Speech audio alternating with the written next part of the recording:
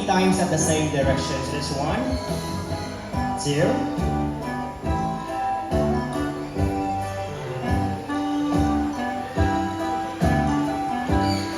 Alright, so my next question is, ma'am, do you have an extra money? Yes. Well, that's good to hear. Now, are you sure about your money? Yeah, Mauli na bitaw.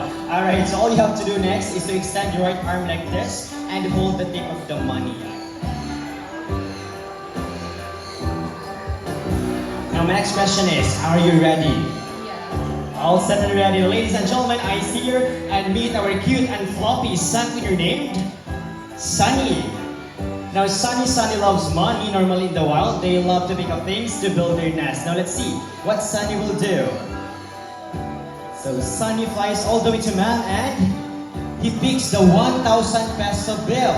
So, bye-bye Sunny and bye-bye 1,000 pesos. Easy money, right? No, ma'am, can we do it again like another 1,000 pesos? Can we do it again like another 1,000 pesos? Nara sa bag. We accept GCash. GCash card, bank transfer will do. I'm just kidding, ma'am. I'll help you get your money back. So all you have to do next is to extend your right arm again like this and open your palm. Alright, so are you ready to receive your 500 pesos?